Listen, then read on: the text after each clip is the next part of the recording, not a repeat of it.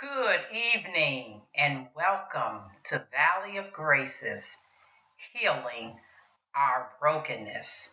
Today, we have finally been blessed to reach episode number 4, Unhealed Brokenness and Toxic Relationships. I am a work in progress with my issues of perfectionism. And these issues stem from being rejected in 3 areas as a kid. First of all, I was rejected from being abandoned by my dad at 11 years old. Secondly, I was rejected because of the fact that I looked just like my mom. And when her and my dad were no longer together, it ended up being a situation where I was trauma bonded with her. And so a lot of the energy from trauma and her unhealed areas subconsciously revealed itself in my emotional and mental space.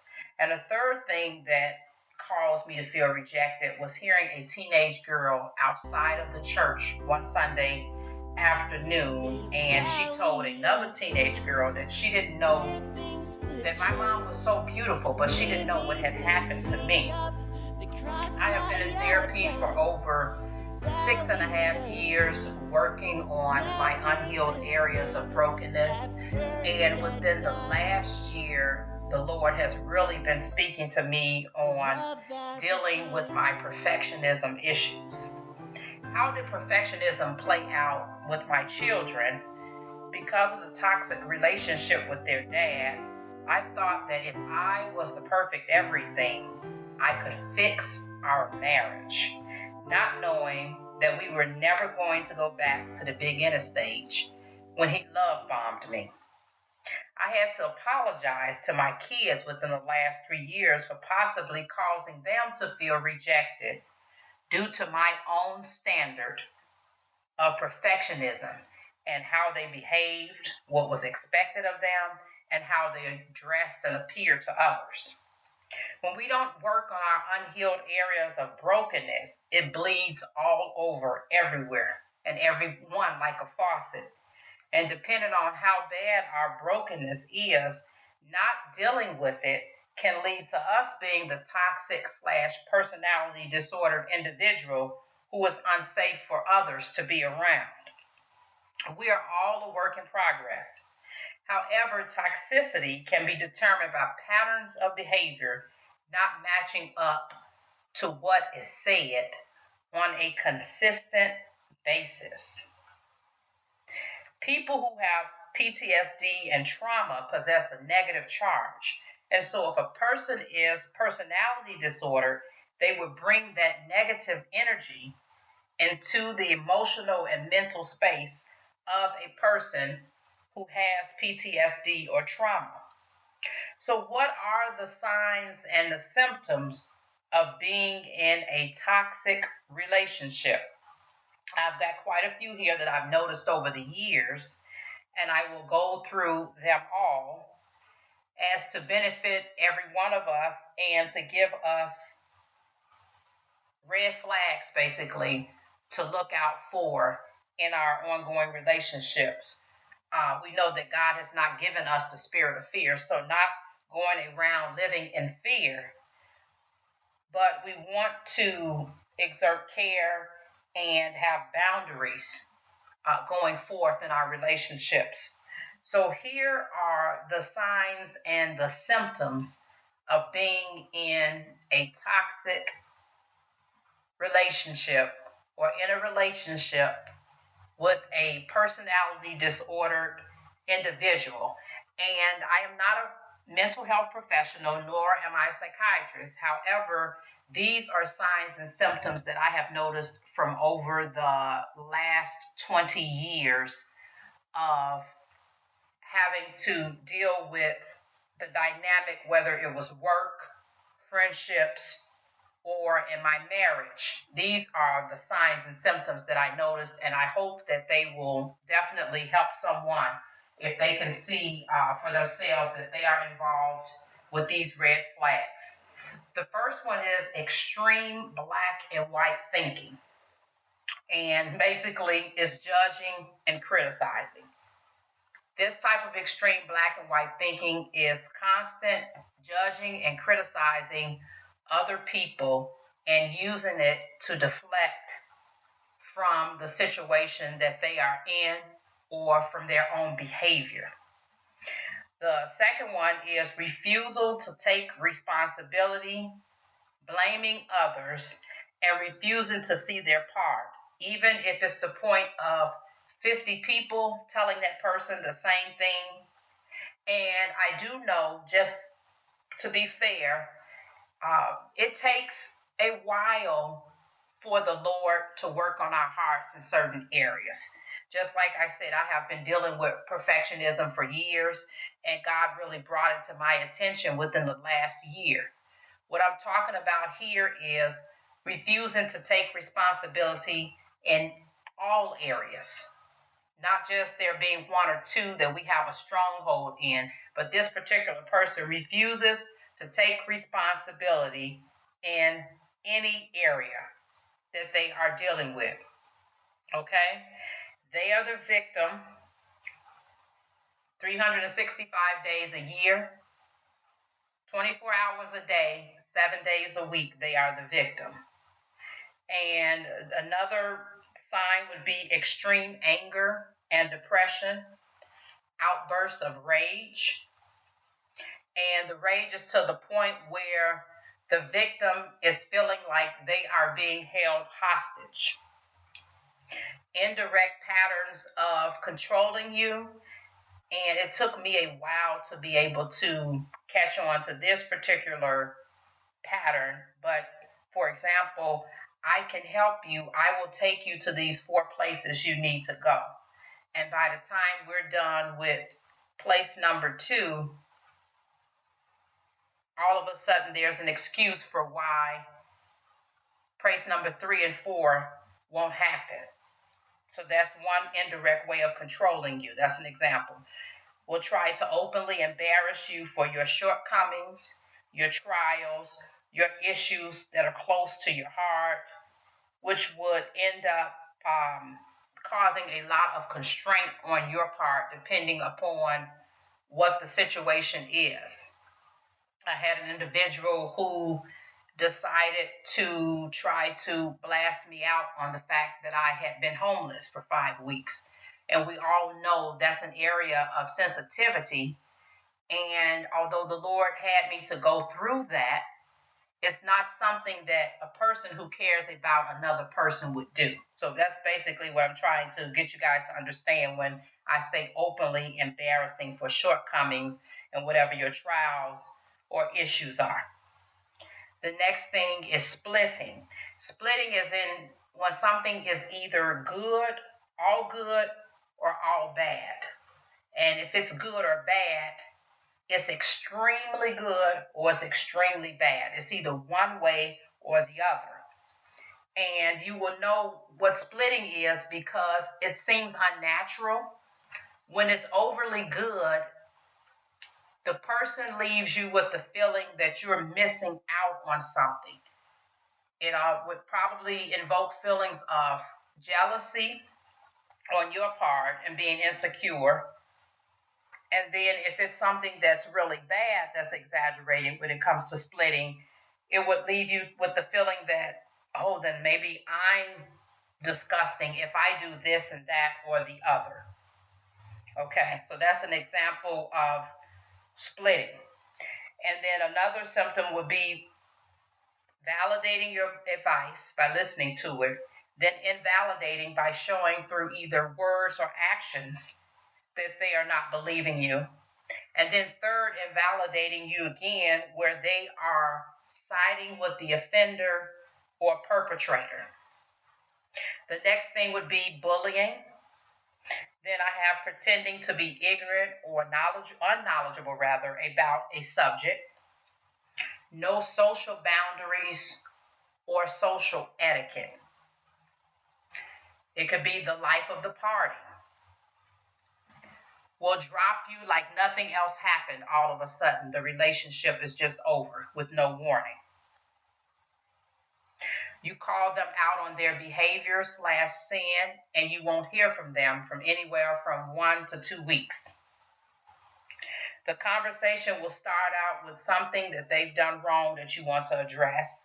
And then you're left with the problem and feeling guilty because they've gone on over to your areas of sin. Changing your reality by changing dates when things have happened, the order in which they've happened, the feeling, in order for them to avoid feelings, to avoid the consequences of their sin, and to keep up with their image. Okay. The next thing is that they will test to see how far you will let them go. It's kind of like putting a frog in boiling water and grooming you. If I slap you, let me see if you'll still love me. If I slap you and then insult you, let me see if you'll still love me. I'll slap you, I'll insult you and forget about your birthday or not get you a gift. Let me see if you still love me. If I slap you, insult you, not give you a gift, and then ignore you for 3 days, let me see if you will still love me. So there's a constant pushing the boundaries to see how far that you will let them go.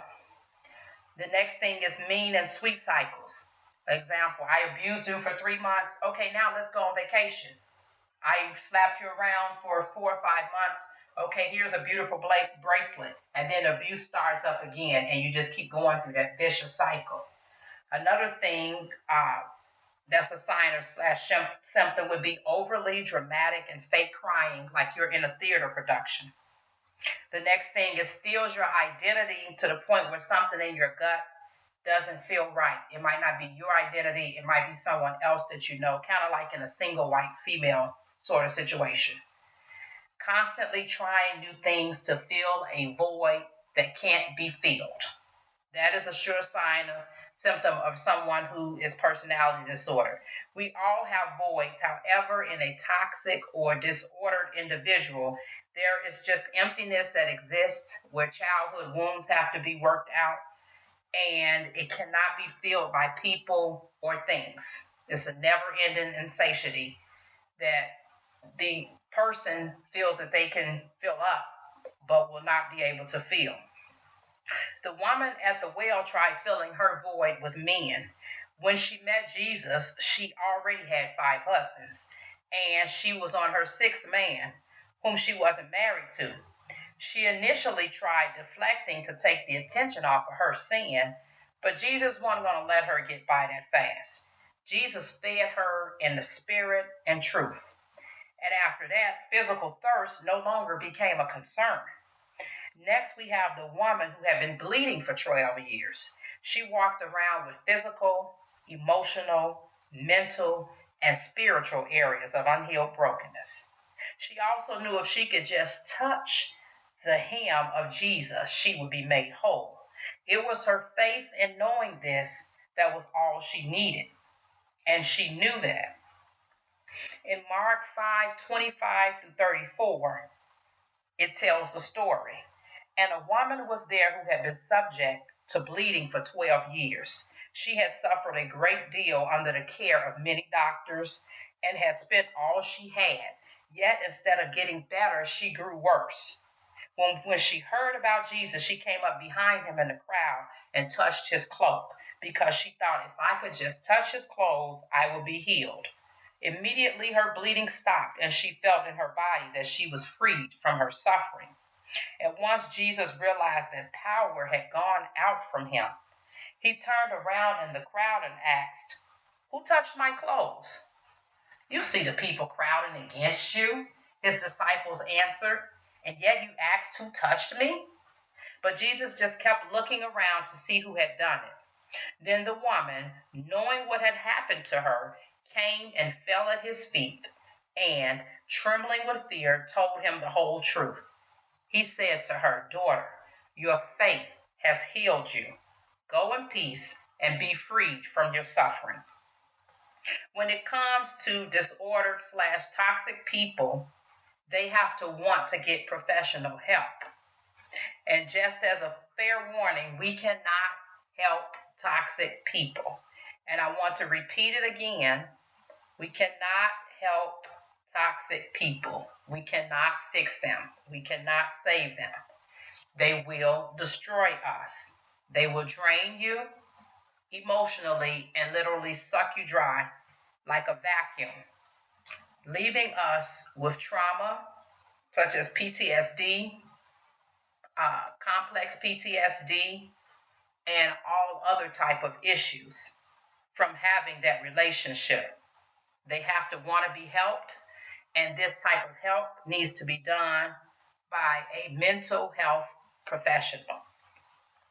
The scripture has already told us what to do when it comes to sin.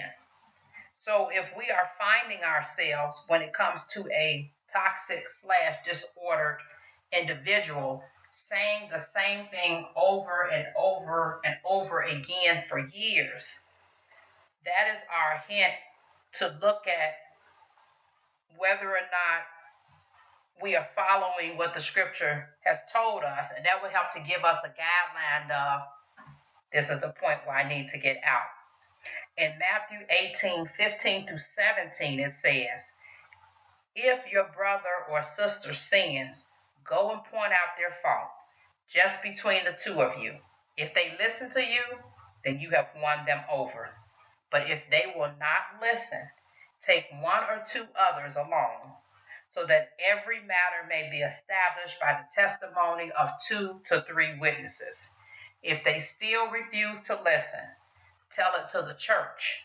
And if they refuse to listen even to the church, treat them as you would a pagan or a tax collector.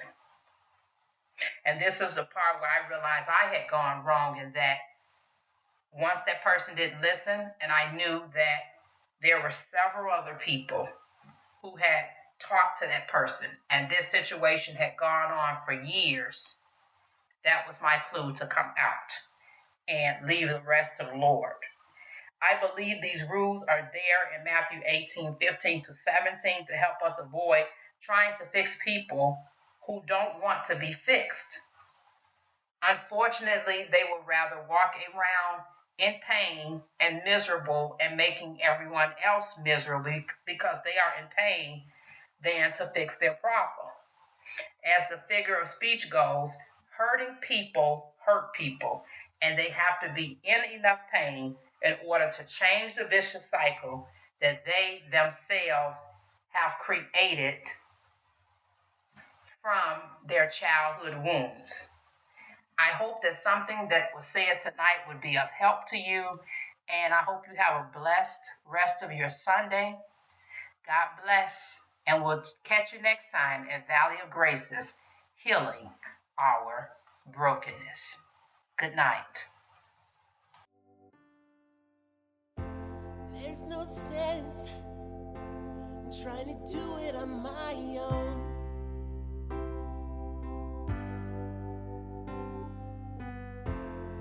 He gave more than I could have known.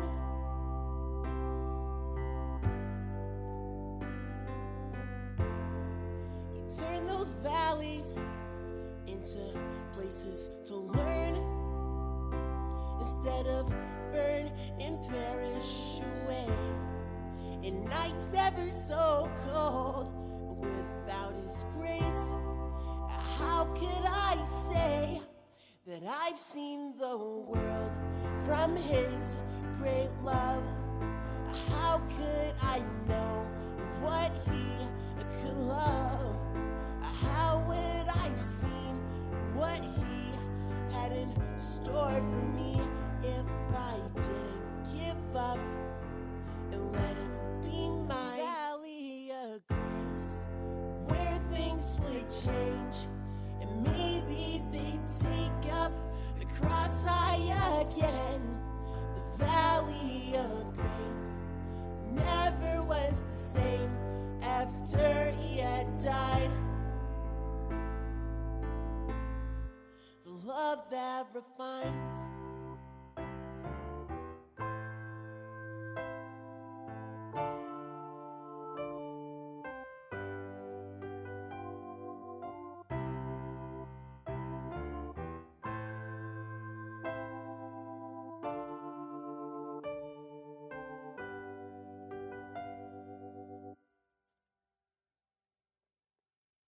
So much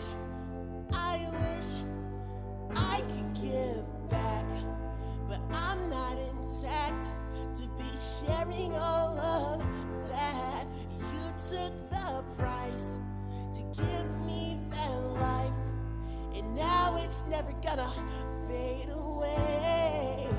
When I see I need more of him, he whispers the sweetest of mercies upon my ears, and I won't go back the way it was again, again, again, and now a valley of grace where things would change. I've seen the light, so valley of grace where things have changed.